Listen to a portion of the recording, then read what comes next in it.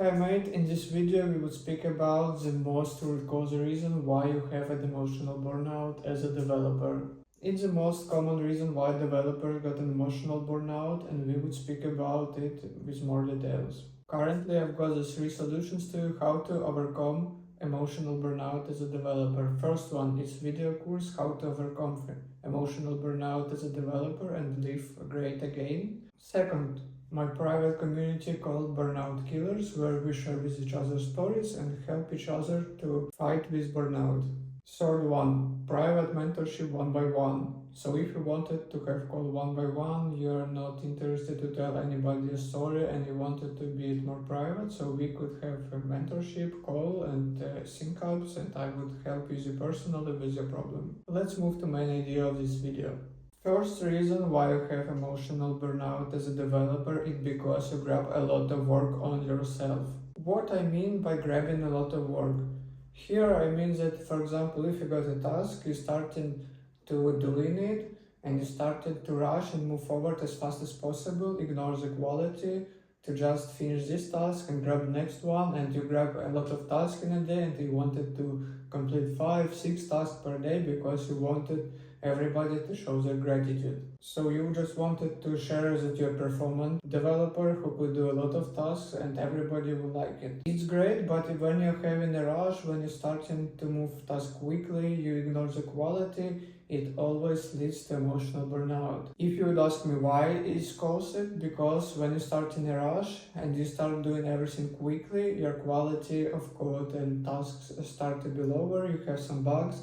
This task would be bring you back from the QAs and you would reduce them. You would double your work because instead of doing one task quickly, you could do it very quality. You could also check how it's working on different devices, browsers, different environments. So it's very irresponsible to make tasks quickly, to have as more tasks as possible. You shouldn't be in a rush for numbers, how many tasks you completed this day. You should to come for quality. If you would develop your tasks fast, it's good. But here I mean not develop tasks very fast, ignoring the quality. They shouldn't be low quality tasks without testing on different stages, environments, devices, browsers and so on. This is a bad and destructive habit that you got. So if you got it, you should work with it. You should start to take more time on each task, just analyzing it and on the end testing it, how it's work, how it should work. You could see different scenarios going through this task, because, for example, if you make task quickly and it would work, there is a case where your task wouldn't work and QI would find it and send it back to you. And imagine that you are doing tasks one by one and all tasks are coming to you. So it would be Stack Overflow for your work.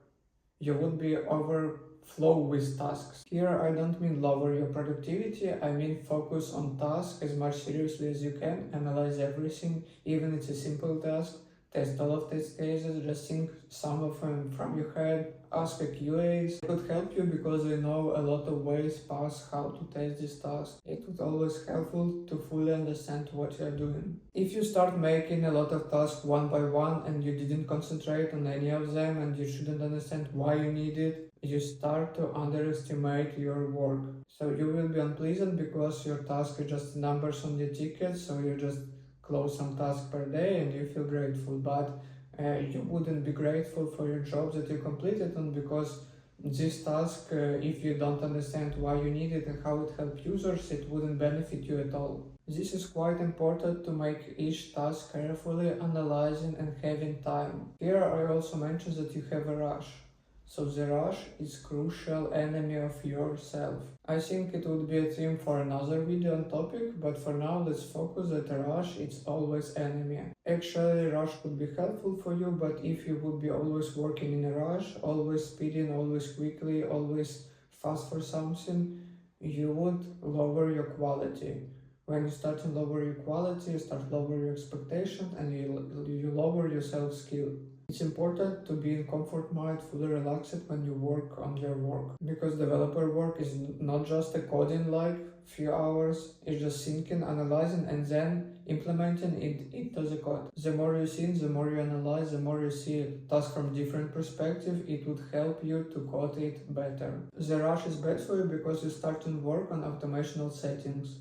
So you start just coding, don't care about test cases, how it should work, you just code in and then you're seeing the task, you have some new information and you see that it didn't work as expected, you start to dive deeper, and because you have in mind that you need to complete another 5 tasks today, you keep it quickly, you start to be aggressive, you're very stressful because there are some tasks, and for example previous task is coming back for you because you also made it quickly, and everything starting to be like heap on you, and it causes a lot of pressure on you. So imagine that it's you and there is heap of tasks, and also you know that all tasks are coming out here. It would be very hard for you to work in the best way that you can. It would be hard to be productive. You start to feel pressure, you start to feel a lot of negative stress, and it would cause you to start emotional burnout process. It would be like a limited process, but it would be starting. And when it would start growing bigger and bigger and bigger, you will find yourself in your room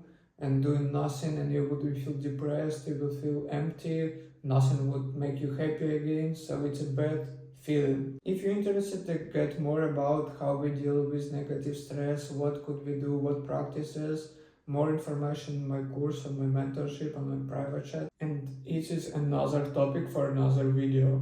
This is all the information that I wanted to share with you today. Have a nice day and be confident in yourself. Bye.